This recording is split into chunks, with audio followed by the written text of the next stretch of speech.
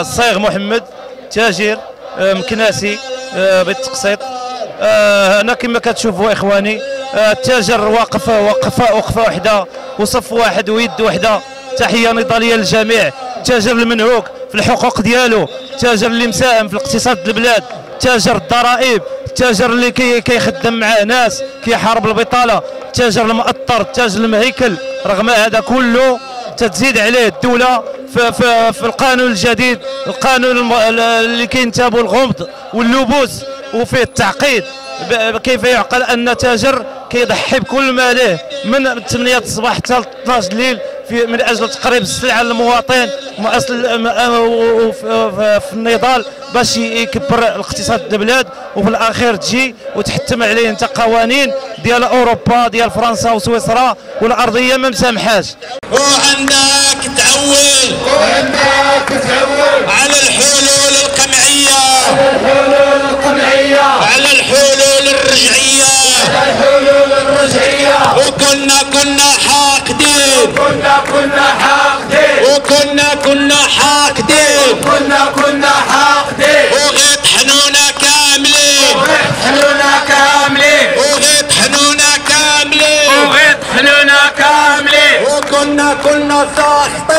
وكنا ساخطين، وغيطحنونا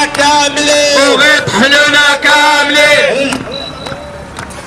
عتماني كنت حشم، وشكون حنا وحنا تجار بالمحنا. الجمعيه العلولي رشيد رئيس جمعيه شبيبه المهنيه لتجار المدينه العالقه. خويا اولا نعلن اننا استنكارنا وتنديدنا ضد هذا التعسف الجمركي اللي هاد الجمارك هذه اللي هي خصها في الاصل ديالها في الحدود.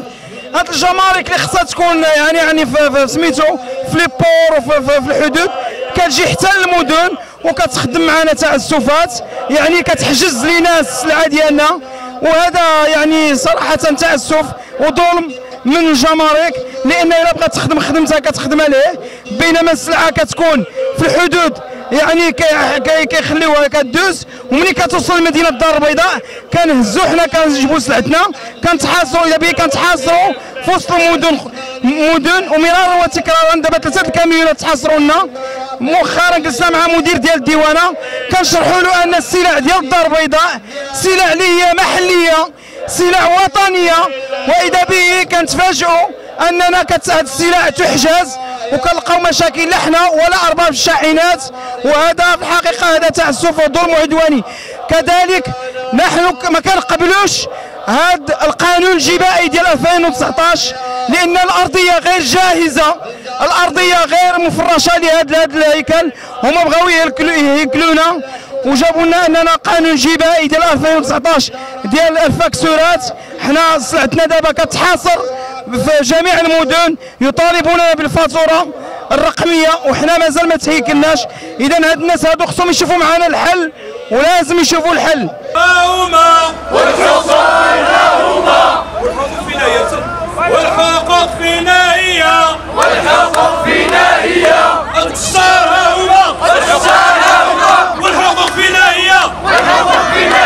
بسم الله الرحمن الرحيم، والصلاة والسلام على أشرف المرسلين. ربنا آتنا من لدنك رحمة وهيئ لنا من أمرنا رشدا. هاد الوقفة اللي درنا الإخوان الحقيقة دايرينها على واحد المجموعة ديال الإكراهات اللي تتهم التاجر، من بينها الحصار المضروب على هاد التجار اللي راهم واقفين هنايا، من طرف الباعة الجائلين اللي هما خوتنا وبغينا يدار لهم الحل، يكونوا حتى هما تجار منتظمون لهم كرامة وكذا. هذا من الناحية الأولى. الجانب الثاني هناك إكراهات جديدة من طرف الجمارك اللي فرضت علينا وزارة المالية، وقالت بأنه خص السلع اللي تجينا هذه تتهم البائع الجاي وتهم التجار المنتظمون. أي سلعة تجي من الدار البيضاء خص يدار في لا فاكتور لا باتونت ديال الفورنيسور اللي تعطي السلعة، والدار لا باتونت ديال اللي متلقي للسلعة يعني المستهلك أو البائع، وهذا لا يعقل. فالتاجر ضحى ويضحي، وإن دعت الضرورة سيضحي مرة أخرى، ولكن ماشي دائما على حساب هذا التاجر اللي رجع بحال البقرة الحلوب. خصنا في الحقيقة ينظر الحقوق ديال هذا التاجر. التاجر راه ما عنده لا تغطية صحية، ما عنده حتى شي حاجة. هذا النظام اللي بغاو يطبقوا علينا الخوت ديالنا الله يجازيهم بخير، حنا كلشي خوتنا، لا في الحكومة ولا في الدولة كلهم خوتنا. يعني بغاو يطبقوا على النظام اللي هو بعيد على كل البعد على الواقع اللي تنعيشوا.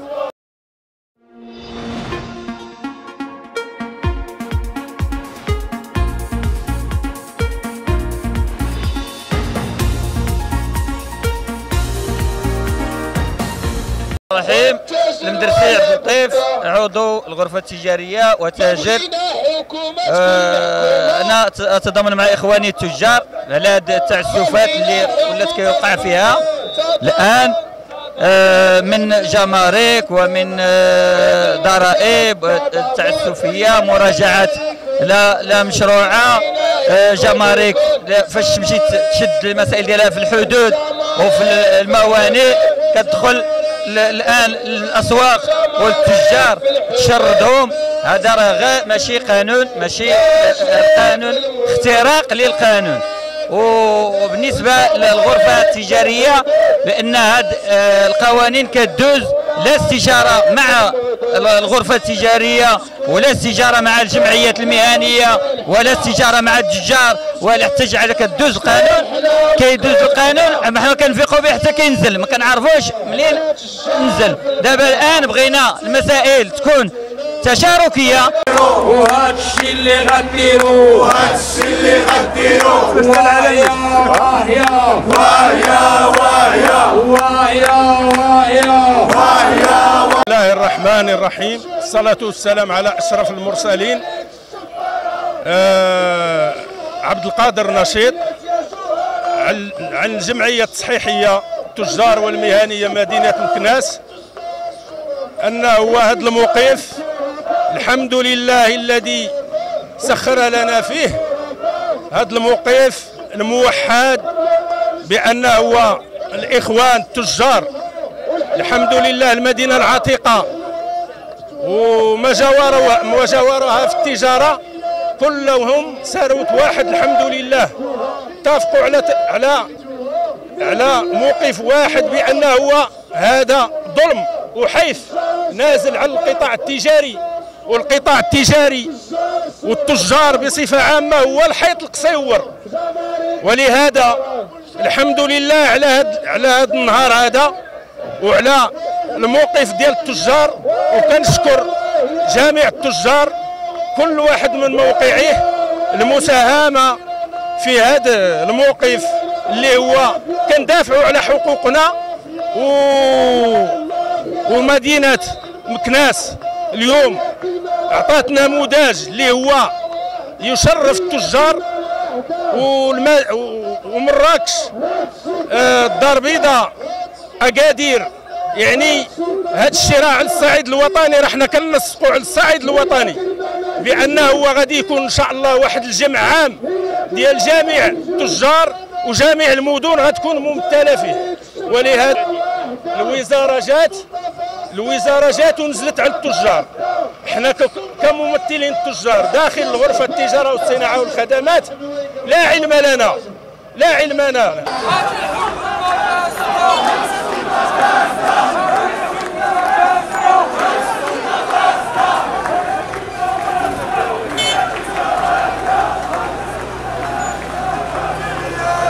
بسم بسم الله الرحمن الرحيم، والصلاة والسلام على أشرف المرسلين.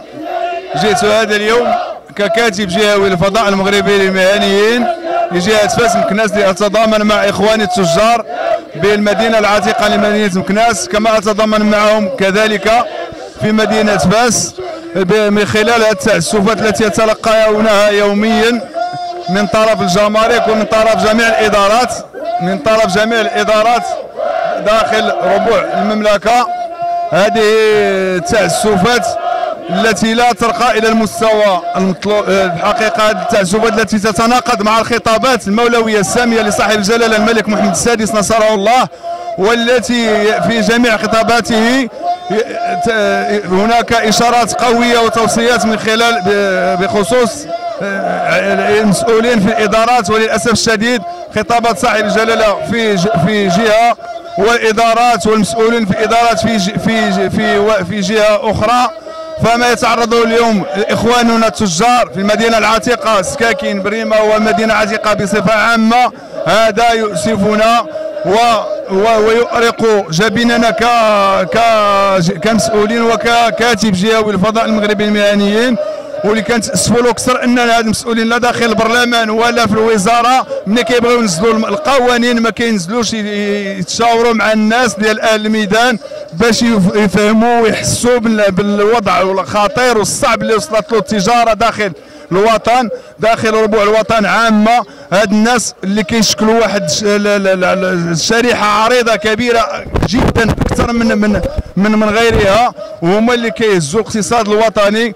كنتمناو من المسؤولين لا في الوزاره لا في البرلمان قبل ما ياخذوا اي اجراء يهبطوا يتشاوروا مع الاخوان، مع القاعده، مع المهني، ويحسوا به اللي حنا كنحسوا به كمهنيين على ارض الواقع كنعايشوا هاد الناس يوميا.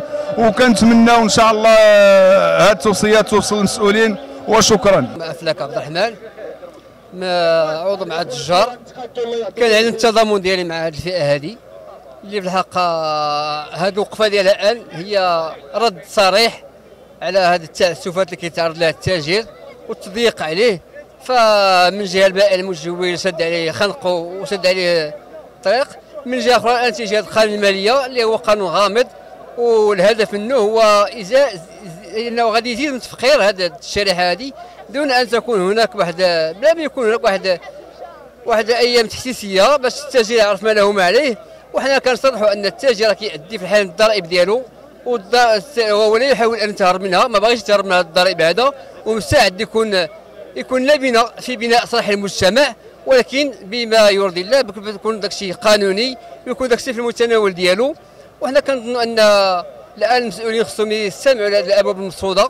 هذه الابواب المرصوده خصها الان تتفتح للحوار مع هذه الشريحه من المجتمع من اجل ايصال صوتها ومن اجل تحقيق المطالب ديالها من اجل العيش الكريم، لان هي راه كتساهم في تنميه الاقتصاد البلاد وكتساهم في بناء المجتمع. فخص يكون عندنا واحد الاهتمام بها ويعطيها العنايه اللائقه بها وتسهيل المساطر بالنسبه لها.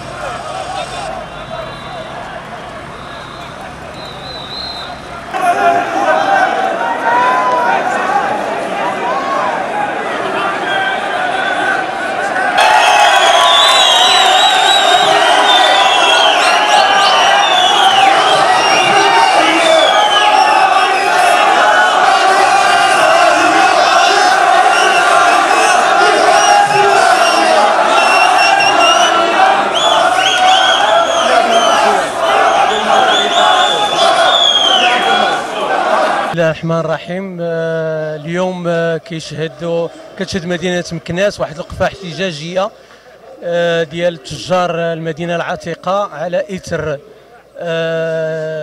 هذا المأخذ اللي كاين في القانون ديال المالية ديال 2019، وعلى إثر كذلك مصادرة ديال السلع الآتية من مدينة الدار البيضاء من طرف رجال الدرك الملكي، وعلى إثر كذلك الحصار مضروب على النوافذ والمداخل ديال السوق ديال المدينه العتيقه.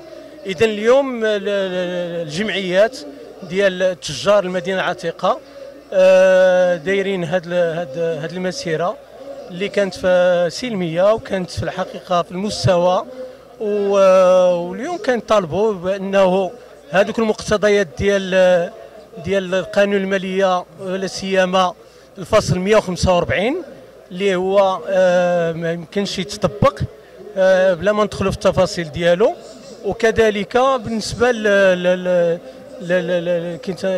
المصادره ديال السلع الاتيه من الدار البيضاء اللي كنعرفوا انها دائما كدوز. الا كان غادي يكون واحد المصادره خصها تكون في الحدود وفي الموانئ. هذا هو المطالب ديال التجار، على انه تبقى تدخل عاد تبدا تتصادر في الشاحنات. راه كيكونوا فيها سلع تقليديه، كيكون فيها سلع اللي هي مخدومه في البلاد.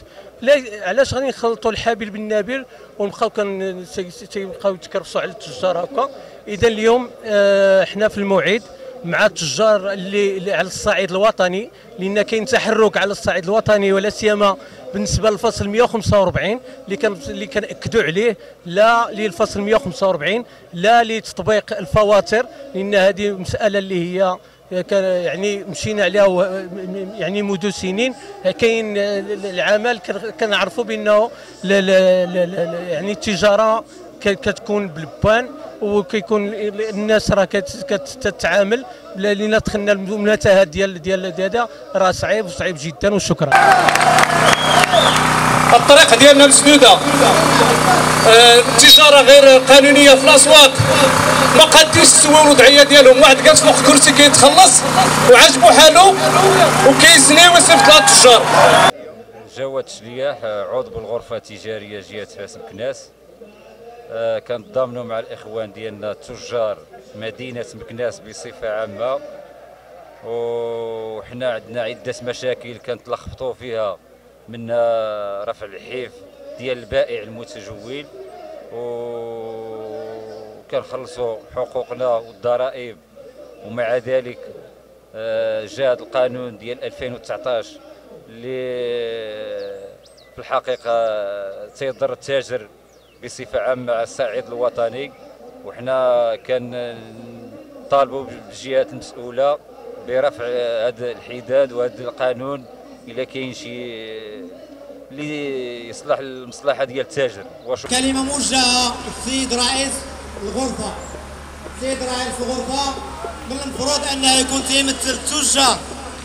السيد رئيس الغرفه من الناس اللي صوتوا على قانون الماليه كبرلماني. السيد رئيس الغرفه من المفروض انه يكون معنا الان. بغينا الناس ديال الغرفه يكونوا معنا، فينا هما ممثلي الاسواق في الغرفه.